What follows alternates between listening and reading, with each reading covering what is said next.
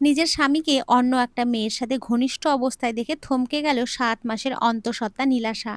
নিজের চোখে আজ বিশ্বাস করতে খুব কষ্ট হচ্ছে তার। ঘনিষ্ঠ অবস্থায় থাকা মেয়েটা আর অন্য কেউ নয়, তার স্বামীরই খালাতো বোন। অনিকের সাথে তার বিয়ে হয়েছে প্রায় ৪ বছর। তার আগে ১ বছরের প্রেমের সম্পর্ক ছিল তাদের। এতগুলো দিন পর তাদের ঘর আরো করে একটা নতুন প্রাণের আগমন ঘটতে চলেছে।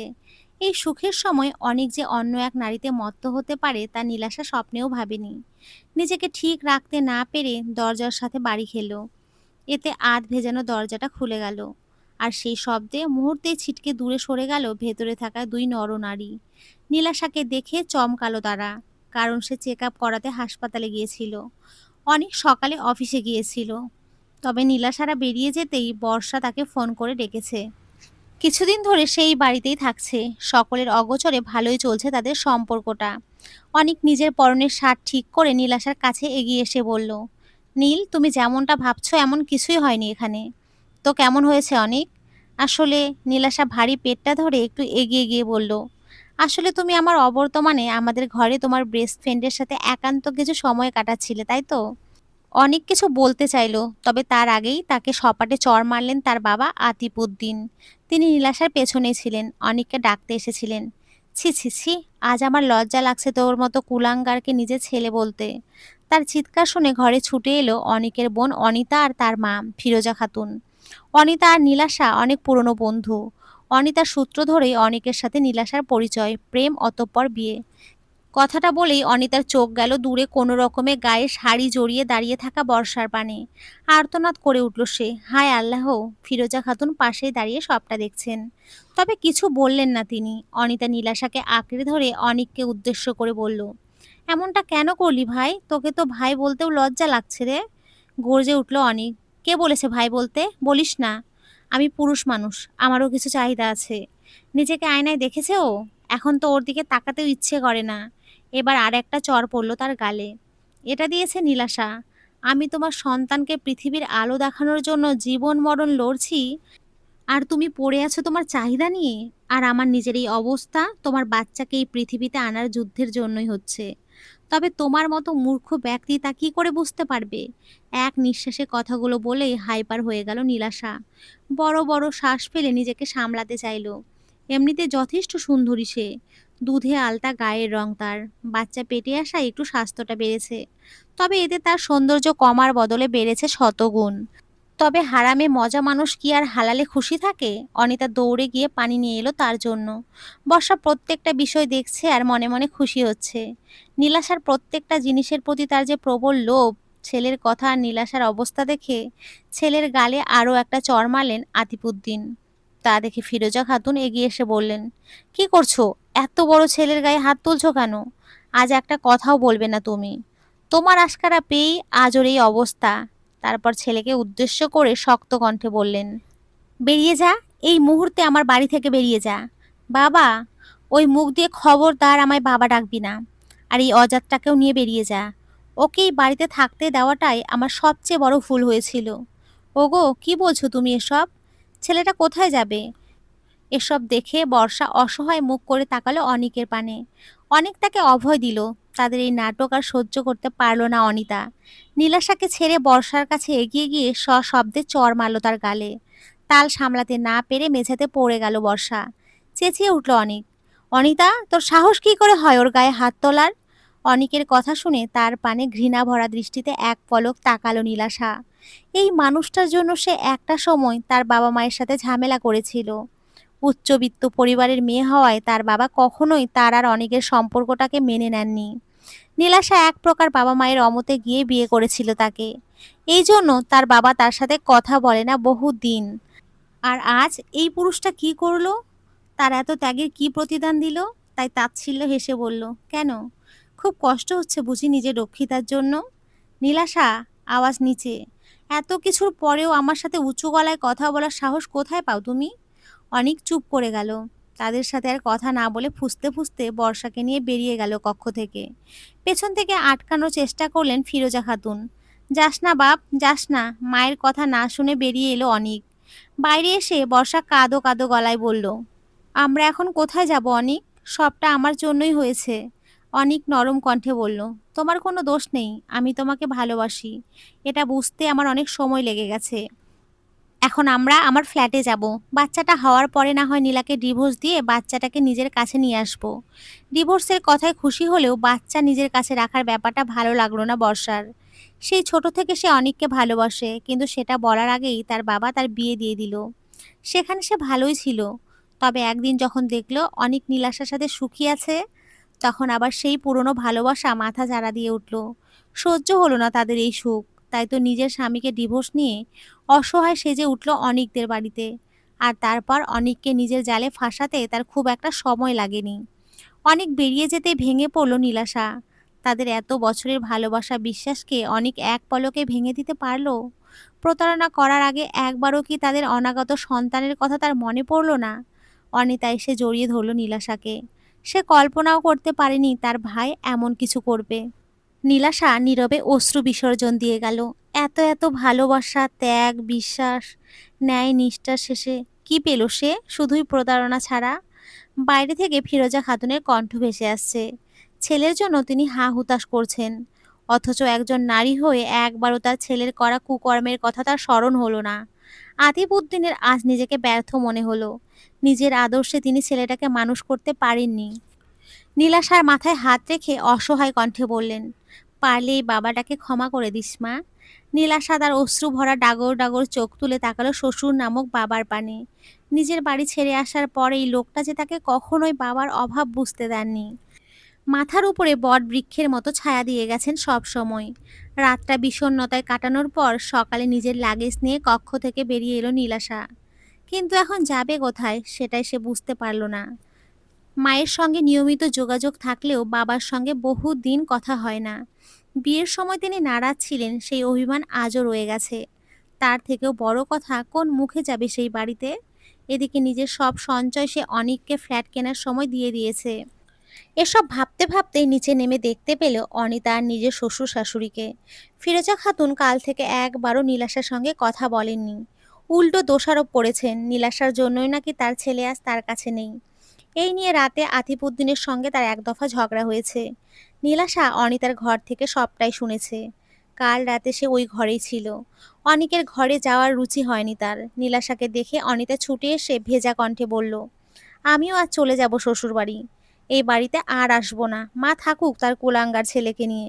ফিরোজা খাতুন সঙ্গে সঙ্গেই বলে উঠলেন, এসব কি কথা অনি, ভাই হয় তোর? আর ছেলেদের অমন একটু আধটু দোষ থাকেই, তাই বলে কি বউ হয়ে স্বামীর গায়ে হাত তুলতে হবে? ছি ছি, কি দিনকাল পড়লো।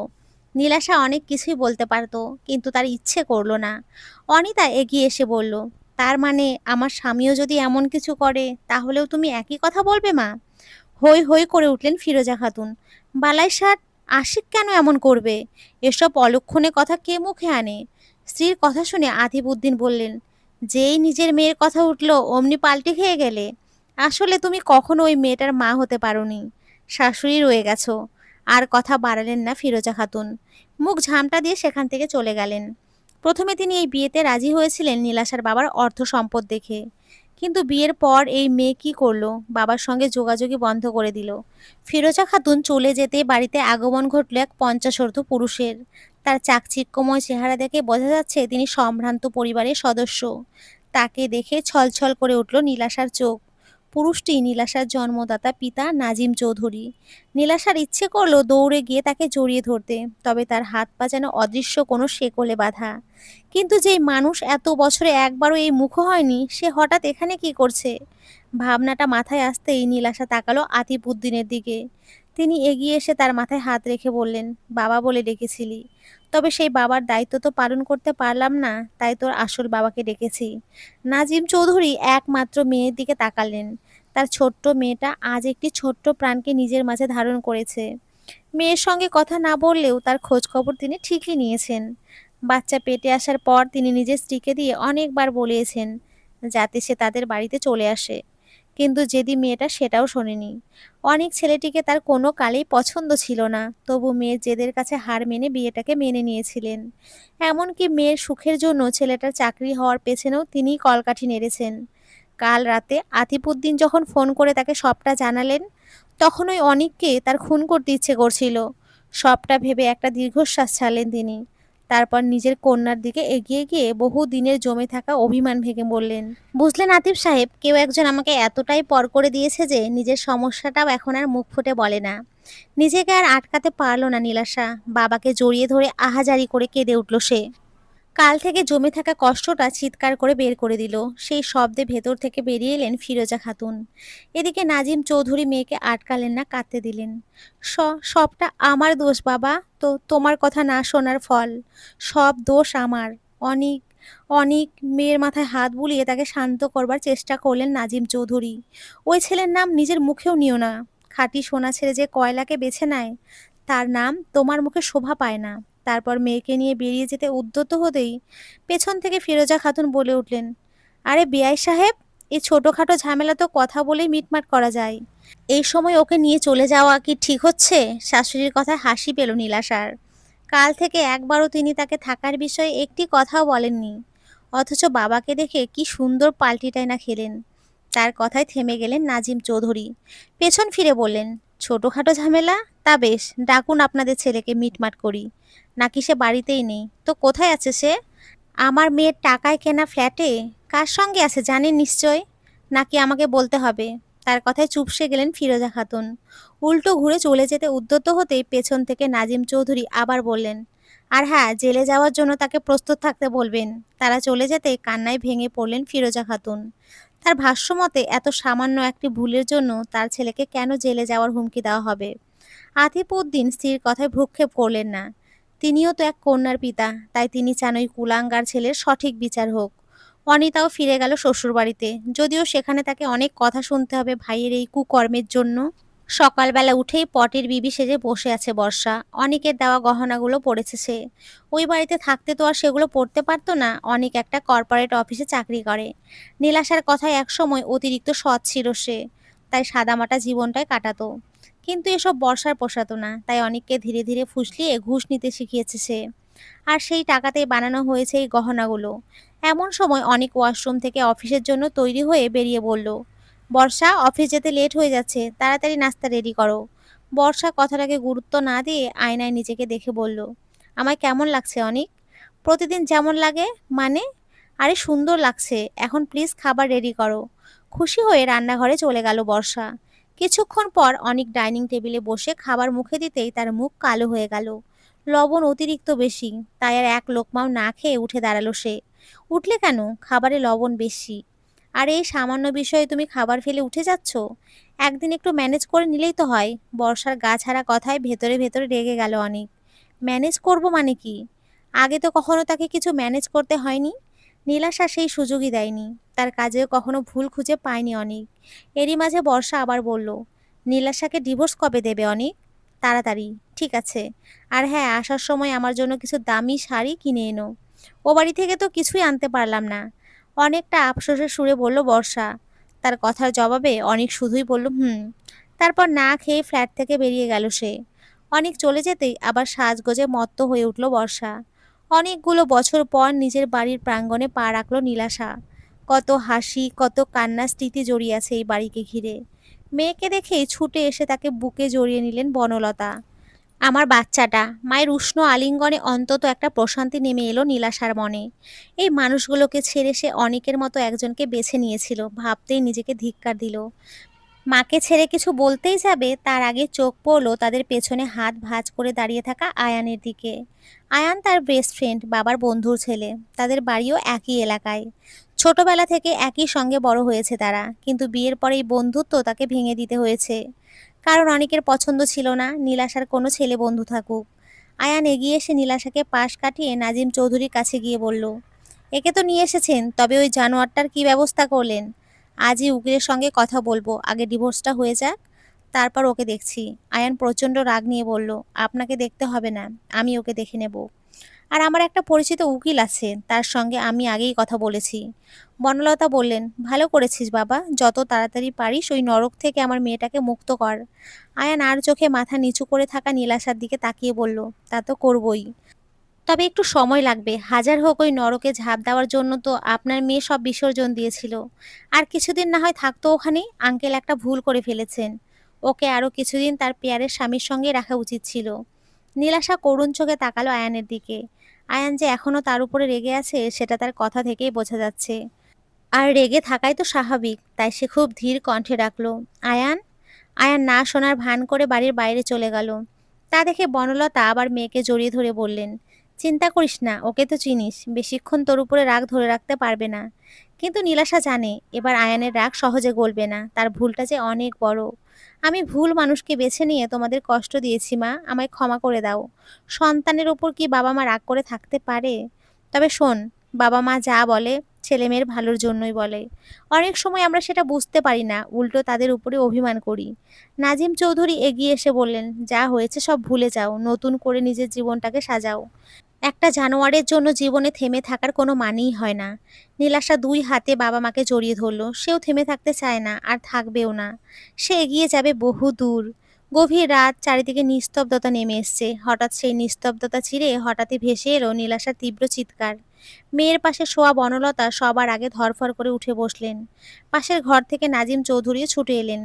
দরজা ঠেলে ঘরে ঢুকতেই দেখা গেল বিছানার চাদর আঁকড়ে ধরে যন্ত্রণায় কুঁকড়ে আছে নীলাশা। মা, খুব ব্যথা করছে। বনলতার বুক কেঁপে উঠল। তিনি বুঝতে পারলেন অতিরিক্ত শারীরিক ও মানসিক চাপ থেকে তার প্রিম্যাচিওর লেবার পেন শুরু হয়েছে। কয়েক সেকেন্ডের মধ্যেই বাড়ির সবাই জেগে উঠল, আয়ানও ছুটে এলো। সে আজ এই বাড়িতেই ছিল। পরিস্থিতি দেখে তার মুখ ফ্যাকাশে হয়ে গেল। নাজিম চৌধুরী দ্রুত গাড়ি বের করার জন্য ড্রাইভারকে ফোন করলেন, কিন্তু অপেক্ষা করার সময় নেই বুঝে নিজেই চাবি তুলে নিলেন। আয়ান সাবধানে নীলাশাকে কোলে তুলে নিল। এতদিনের অভিমান রাগ সব যেন মুহূর্তে মিলিয়ে গেল। এখন শুধু একটাই চিন্তা, নীলাশা আর তার অনাগত সন্তানকে বাঁচাতে হবে। কয়েক মিনিটের মধ্যে গাড়ি ছুটল হাসপাতালের দিকে। বনলতা পেছনের সিটে মেয়ের মাথা কোলে নিয়ে দোয়া করছেন।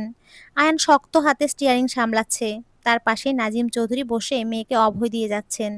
মাঝে কেটে গেছে 3 মাস। ঘুষ নেওয়ার অপরাধে প্রায় 2 মাস আগেই অনেকের চাকরিটা চলে গেছে। বর্তমানে সে জেলে আছে। তাকে ছাড়াতে আতিফ উদ্দিন একবারও আসেনি। এরই মধ্যে নীলাশার সন্তান হওয়ার খবরও পৌঁছে গেছে তার কানে। তাই ডিভোর্স পেপারে সই করার সময় বেশ ঝামেলা করেছিল সে। তবে শেষ পর্যন্ত তাতে কোনো লাভ হয়নি। আজ তাদের মামলার শেষ শুনানি। সম্ভবত আজই সবকিছু নিষ্পত্তি হয়ে যাবে। জেলে আসার প্রথম কয়েকদিন বর্ষা তার সাথে দেখা করতে এলেও এখন আর আসে না। আদালতের নির্দেশে নীলাশার মালিকানাধীন ফ্ল্যাটটি ফেরত দিতে হওয়ায় সেখানেও থাকতে পারেনি সে। পরে ফিরোজা খাতুনের কাছ থেকে খবর পাওয়া গেছে, কিছুদিন আগেই নাকি কোনো ধনী লোককে বিয়ে করে বিদেশে চলে গেছে বর্ষা। কথাটা শুনে ভীষণ চমকে উঠেছিল অনিক। নিজের কৃতকর্মের জন্য গভীর অনুশোচনায় ভরে উঠেছিল তার মন। তবে কথাই তো আছেই, সময় চলে গেলে সাধন হয় না। সকালে উঠে তৈরি হচ্ছে নীলাশা। অনিককে বিয়ে করার পর মাঝপথে পড়াশোনা ছেড়ে দিয়েছিল সে। কতটাই না বোকা ছিল সে তখন। তাই আবার নতুন করে মাস্টার্সে ভর্তি হয়েছে। বাচ্চাকে সামলানোর দায়িত্ব তাকে খুব একটা নিতে হয় না। সারাদিনই ছোট্ট শুভ্র লেপ্টে থাকে আয়ানের সাথে। আয়ানও নিজের সব কাজ ফেলে তাকে নিয়ে ব্যস্ত থাকে। আর বাচ্চাটার নামও সেই রেখেছে। সেদিন নীলাশার একটি ছেলে হয়েছিল। তবে 7 মাসে জন্ম নেওয়ায় দীর্ঘদিন তাকে নিউনেটাল আইসিইউতে রাখা হয়েছিল। সেই কয়েকটা দিন হাসপাতালে কাটিয়েছে সবাই। আতিফ উদ্দিন আর অনিতাও এসে দেখে গেছেন তাকে। এখন পুরো বাড়ির সবাই মেতে থাকে ছোট্ট শুভ্রকে ঘিরে। আজ কোর্টে যেতে হবে, তাই তৈরি হয়ে নিচে নেমে নীলাশা দেখলো আয়ান একটা বেবি ক্যারিয়ার ব্যাগে শুভ্রকে নিজের বুকের সাথে জড়িয়ে রেখেছে। নীলাশাকে দেখে এগিয়ে এসে জিজ্ঞেস করলো, রেডি? হ্যাঁ, কিন্তু শুভ্রকে সাথে নিয়ে যাবি? আয়ান নাদুস নুদুস ছোট্ট শুভ্রের গালে চুমু খেয়ে বলল, যেখানে যাব বাড়িকে সাথে নিয়ে যাব। কি বলো বাড়ি? ছোট্ট শুভ্র মুখ দিয়ে অদ্ভুত শব্দ বের করতে লাগলো। ঠিক তখনই নাজিম চৌধুরী একটা বড় সড়ো ব্যাগ নিয়ে এসে বললেন, আয় আমি রেডি, এখন যাওয়া যাক। ব্যাগটা দেখে নীলাশা ভুরু কুঁচকে বলল, এটা কেন নিয়েছো বাবা? নাজিম চৌধুরী একগাল হেসে বললেন, আরে এতে শুভ্র নানু ভাইয়ের সব দরকারি জিনিস আছে। নীলাশা বিরক্ত হয়ে বলল, আমরা তো কয়েক ঘন্টার জন্য যাচ্ছি, কয়েক দিনের জন্য না। মা তুমি কিছু বলো। বনলতা এগিয়ে এসে অসহায় ভঙ্গিতে বললেন, আমি আর কি বলবো, আমার কথা তো কেউ শোনে না। ঠিক তখনই কথার মধ্যে ঢুকে পড়লেন আশা বেগম, আয়ানের মা। ওদেরকে আর কি বোঝাবেন ভাবি, দেখুন তো আরও একজন একটা ব্যাগ নিয়ে হাজির হয়েছে। সবার দৃষ্টি ঘুরে গেল নুরুল আমিনের দিকে। তার হাতেও একটা ব্যাগ। তিনি নাজিম চৌধুরীর হাতে ব্যাগ দেখে একটু অসন্তোষ হয়ে বললেন, আরে নাজিম, তোমাকে তো কালই বলেছিলাম সব দরকারি জিনিস আমি নিয়ে আসবো, তারপরেও তুমি আবার এসব কেন নিলে? নাজিম চৌধুরী শান্ত গলায় বললেন, যদি প্রয়োজন হয় তাই আর কি। এদের হাবভাব দেখে নীলাশার মনে হলো এরা আদালতে না পিকনিকে যাচ্ছে। সে এগিয়ে গিয়ে দুইজনের হাত থেকে ব্যাগ নিয়ে বলল, দুটো ব্যাগ নিয়ে আমরা কোথাও যাচ্ছি না, যা যা দরকার সব আগেই নেওয়া হয়েছে। দুই বন্ধুর মুখ একসাথে মলিন হয়ে গেল। তাদের সেই অবস্থা দেখে হাসি চেপে রাখতে পারলেন না নীলাশা। এদিকে আশা বেগম ছেলের কাছে গিয়ে বললেন, ওকে একটু আমার কাছে দে তো। সেই কখন থেকে তুই একাই নিয়ে আছিস? আয়ান সঙ্গে সঙ্গে মাথা নাড়লো, একদম না, বাড়ি কোথাও যাবে না, আমার কাছেই থাকবে, তাই না বাড়ি? বলো বলো। আশা বেগম মুগ্ধ চোখে তাকিয়ে রইলেন ছেলের দিকে। কতদিন পর আবার তার ছেলেটাকে আগের মতো হাসি খুশি লাগছে। তার কাছে সব সময় মনে হয়েছে নীলাশাই তার ছেলের জন্য একদম পারফেক্ট। বিয়ের প্রস্তাবও দিতে চেয়েছিলেন এক সময়, কিন্তু তার আগেই নীলাশা অনিককে বিয়ে করে ফেলে। তারপর এক সময় আয়নের সাথে যোগাযোগও বন্ধ করে দেয়। সেই সময়টা আয়ান ভীষণ ভেঙে পড়েছিল। আশা বেগমেরও রাগ হয়েছিল নীলাশার উপরে। তবে সেই রাগ বেশি দিন টেকেনি। হাজার হোক ছোটবেলা থেকে নিজের মেয়ের মতো করেই তো মানুষ করেছেন তাকে। অন্যদিকে একটা নিষিদ্ধ পল্লীর জরাজীর্ণ ঘরে বসে আছে বর্ষা। যেই লোকটাকে সে বিয়ে করেছিল সেই লোকই তাকে এখানে বিক্রি করে দিয়েছে। লোকটা অনেকের বিল্ডিংয়েই থাকতো। অনেক জেলে যাওয়ার পরই তার সাথে পরিচয় হয় বর্ষার। অল্প কয়েকদিনের মধ্যেই দামি দামি উপহার দিতে শুরু করেছিল সে, যা অনেক কখনো দিতে পারেনি। লোভী বর্ষার তখন আর সময় লাগেনি লোকটার প্রতি ঝুঁকতে। অনেকের প্রতি তার সমস্ত ভালোবাসা মুহূর্তেই ফুরুত। লোকটার হাত ধরে বেরিয়ে এলো সে, বিয়ে করলো তাকে। কিন্তু কিছুদিনের মধ্যেই বুঝতে পারলো লোকটা একজন নারী পাচারকারী। ততদিনে অনেক দেরি হয়ে গেছে। দেশ থেকে অনেক দূরে চলে এসেছে বর্ষা।